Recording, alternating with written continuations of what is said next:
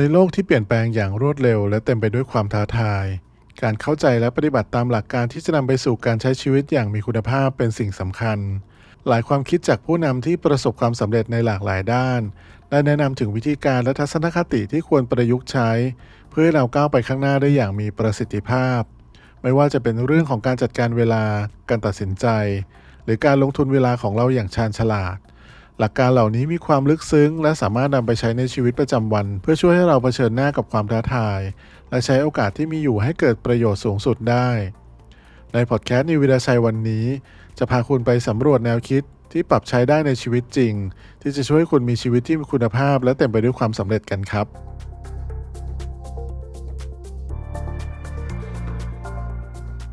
บทเรียนที่1จากคุณวอร์เรน บัฟเฟตต์คือการจัดลำดับความสำคัญและการตอบว่าไม่วอร์เรน บัฟเฟตต์คือชื่อที่ทุกคนรู้จักดีในโลกของการลงทุนซึ่งเขามีมุมมองที่น่าสนใจเกี่ยวกับการจัดการเวลาและการจัดลำดับความสำคัญวิธีการของเขาง่ายแต่ลึกซึ้งและถูกสะท้อนผ่านคำพูดที่มักถูกยกขึ้นมาพูดอยู่บ่อยๆว่าความแตกต่างระหว่างคนที่ประสบความสำเร็จและคนที่ประสบความสำเร็จอย่างมากคือคนที่ประสบความสำเร็จอย่างมากบอกไม่ในเกือบทุกสิ่งคำพูดนี้ไม่ใช่แค่การสังเกตแต่เป็นหลักการนำทางสำหรับทุกคนที่ต้องการประสบความสำเร็จใจความสำคัญของคำแนะนำของบัฟเฟตต์คือพลังของการจัดลำดับความสำคัญเป็นทักษะที่เกินกว่าแค่การจัดเรียงลำดับของงานต่างๆในแต่ละวันแต่มันเกี่ยวกับการเข้าใจอย่างลึกซึ้งและมีความชัดเจนเกี่ยวกับสิ่งที่สำคัญจริงๆเพราะในโลกที่เต็มไปด้วยโอกาสและสิ่งรบกวนมากมายความสามารถในการแยกแยะสิ่งที่จำเป็นจากสิ่งที่ไม่จำเป็นจึงกลายเป็นพลังที่ยิ่งใหญ่แนวทางของบัฟเฟตต์สอนเราว่าความลับของความสำเร็จอย่างลึกซึ้งและการมีประสิทธิผลไม่ได้อยู่ที่การจะทำอะไรมากมายแต่อยู่ที่การหลีกเลี่ยงสิ่งที่ไม่จำเป็นมากมายต่างหากมันเกี่ยวกับการบอกไม่กับการรบกวนนับร้อยไม่ว่าจะน่าสนใจเพียงใดและการบอกใช่กับสิ่งเดียวที่สำคัญจริงๆทุกวันนี้เราถูกโจมตีด้วยงานต่างๆมากมายไม่ว่าจะเป็นการแจ้งเตือนจากแอปพลิเคชันนับสิบที่เราติดตั้งไว้ในโทรศัพท์ของเราความสามารถในการบอกไม่ในการคัดกรองผ่านสิ่งเหล่านี้และโฟกัสไปที่สิ่งที่สอดคล้องกับเป้าหมายและค่านิยมของเราคือสิ่งที่ทำให้คนประสบความสำเร็จสูงแตกต่างกันและมันไม่ใช่นิสัยที่ง่ายที่จะปลูกฝังโดยเฉพาะในวัฒนธรรมที่มักยกย่องความยุ่งเป็นเครื่องหมายของความสำเร็จแต่อย่างไรก็ตามความชัดเจนและการโฟกัสที่มาจากการเลือกเฉพาะเรื่องนี้ทำให้เกิดความมีประสิทธิภาพและประสิทธิผลทั้งชีวิตส่วนตัวและอาชีพการนำหลักการนี้มาใช้ทำให้เราเรียนรู้ที่จะให้คุณค่ากับเวลาของเราว่าเป็นทรัพยากรที่มีค่าที่สุดมันสอนให้เราระมัดระวังในการจัดสรรความสนใจและพลังงานของเรานี่ไม่ได้หมายความว่าเราจะกลายเป็นคนที่ช่างปฏิเสธหรือไม่สามารถเข้าถึงได้ง่ายแต่เป็นเรื่องของการเป็นผู้วางแผนและมีเจตนาอย่างมีกลยุทธ์ในสิ่งที่เรามีส่วนร่วมมันเกี่ยวข้องกับการเข้าใจว่าทุกครั้งที่เราตอบตกลงกับสิ่งที่ไม่สำคัญคือการบอกไม่กับสิ่งที่มีความหมายในที่สุดศิลปะการบอกไม่ได้เป็นเพียงกลยุทธ์การจัดการเวลาแต่เป็นปรัชญาชีวิตมันเกี่ยวกับการยอมรับอิสระที่มาพร้อมกับการเลือกคุณภาพมากกว่าปริมาณความลึกมากกว่าความกว้างและความสำคัญมากกว่าความเร่งด่วน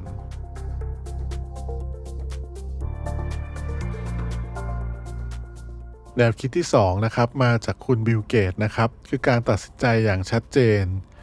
อย่าตัดสินใจเรื่องเดิมซ้ำ2ครั้งพยายามใช้เวลาและความคิดเพื่อตัดสินใจอย่างมั่นคงตั้งแต่ครั้งแรกเพื่อที่คุณจะได้ไม่ต้องกลับมาพิจารณาเรื่องนี้อีกครั้งโดยไม่จำเป็นนี่คือคำพูดที่คุณบิลเกตได้กล่าวไว้ปรัชญาของบิลเกตเน้นย้ำถึงความสำคัญของการตัดสินใจอย่างชัดเจนและมีข้อมูลที่ซัพพอร์ตที่มากพอเพราะในชีวิตประจำวันของเราไม่ว่าจะเป็นด้านส่วนตัวหรือชีวิตการทำงานเรามักต้องเผชิญกับการตัดสินใจมากมายการลังเลหรือการกังขาในการเลือกสิ่งต่างๆไม่เพียงแต่ต้องใช้เวลามากขึ้นแต่ยังทำให้เราเสียพลังงานในด้านจิตใจทำให้เรามีสมาธิน้อยลงกับงานอื่นๆที่อยู่ในความรับผิดชอบของเราคำแนะนำของบิลเกตกระตุ้นให้เราใช้เวลาและความคิดอย่างเพียงพอในการตัดสินใจของเรา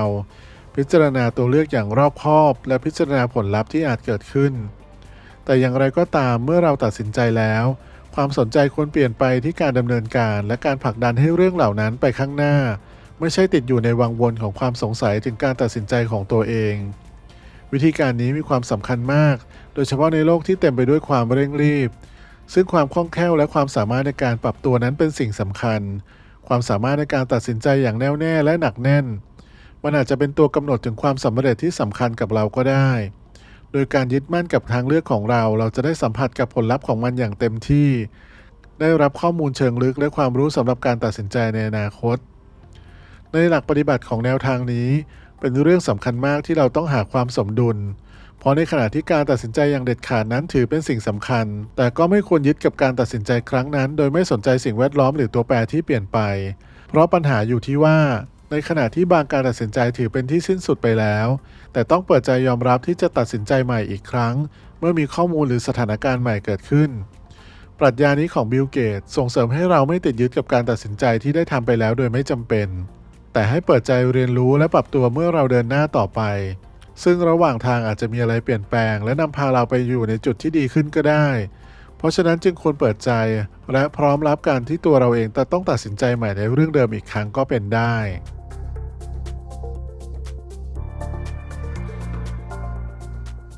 แนวคิดที่3นะครับมาจากคุณสตีเฟน โควีคือการสะท้อนและการปรับเปลี่ยนอย่างเหมาะสมสตีเฟน โควีผู้ที่เป็นที่รู้จักจากหนังสือพัฒนาตัวเองที่ทรงอิทธิพลเล่มหนึ่งของยุคนั่นคือหนังสือที่ชื่อว่า7นิสัยของคนมีประสิทธิภาพสูงหรือที่เราเรียกกันสั้นๆในภาษาอังกฤษว่า Seven Habits ซึ่งหนังสือเล่มนี้ได้นำเสนอมุมมองที่เปลี่ยนแปลงการจัดการเวลาที่ไปไกลกว่าแนวคิดเดิมๆและเขาได้กล่าวไว้ว่ากุญแจสำคัญอยู่ที่การไม่ใช้เวลาแต่อยู่ที่การลงทุนเวลา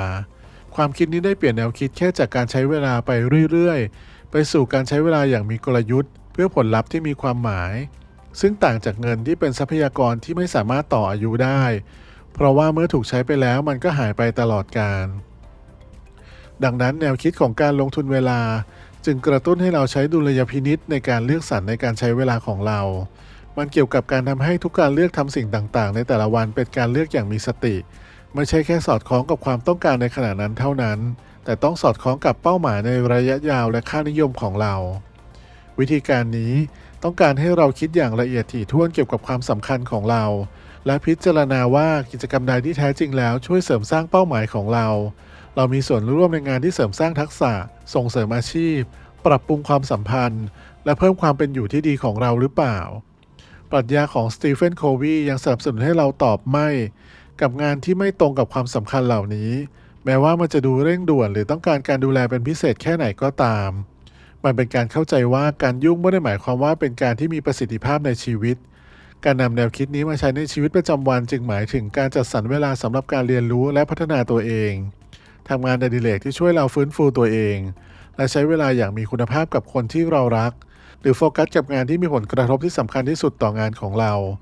มันเกี่ยวกับการหาสมดุลระหว่างความรับผิดชอบในปัจจุบันและความปรารถนาในอนาคตรวมถึงการประเมินอย่างสม่ำเสมอว่าการลงทุนเวลาของเรานำมาซึ่งผลที่ต้องการหรือไม่เป็นสิ่งสำคัญการฝึกสะท้อนความคิดนี้ช่วยให้เราอยู่บนเส้นทางที่ถูกต้องและปรับเปลี่ยนได้ตามความจำเป็น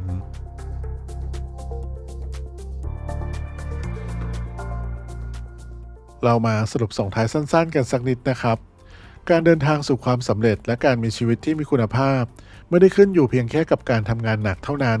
แต่ยังรวมถึงการจัดการเวลาการตัดสินใจอย่างมีประสิทธิภาพและการทบทวนตัวเองอย่างต่อเนื่องจากคำแนะนำของทั้งคุณวอร์เรน บัฟเฟตต์คุณบิล เกตส์และคุณสตีเฟน โควีเราได้เรียนรู้ถึงคุณค่าของการบอกไม่การตัดสินใจอย่างชัดเจนและไม่ซ้ำซ้อนและการลงทุนเวลาที่เรามีให้มีประสิทธิผลที่สุดการนำหลักการเหล่านี้ไปใช้ในชีวิตประจำวันจะช่วยให้เราใช้เวลาและพลังงานอย่างชาญฉลาดพร้อมทั้งสร้างโอกาสให้เราเติบโตในทุกด้านของชีวิตไม่ว่าจะเป็นด้านการงานความสัมพันธ์หรือการพัฒนาตัวเองการเรียนรู้และประยุกต์ใช้แนวคิดเหล่านี้ให้เหมาะสมกับบริบทและสถานการณ์ของเราจะเป็นกุญแจสำคัญที่นำพาไปสู่ความสำเร็จและการมีชีวิตที่มีคุณค่ามากขึ้นขอบคุณทุกคนที่ร่วมเดินทางกับเราไปในวันนี้หวังว่าทุกคนจะพบกับแรงบันดาลใจดีๆและความรู้ใหม่ๆจากเราขอฝากเพื่อนๆแบ่งปันความคิดเห็นของทุกๆคนเกี่ยวกับรายการในตอนนี้ได้ที่ช่องคอมเมนต์นะครับและอย่าลืมกดติดตาม YouTube นิววิลาชัยเพื่อจะได้ไม่พลาดรายการใหม่ๆจากเราในทุกเช้าวันจันทร์พุธศุกร์ขอให้เพื่อนๆมีวันที่สดใสและเต็มไปด้วยพลังแล้วพบกันใหม่ในตอนถัดไปสวัสดีครับ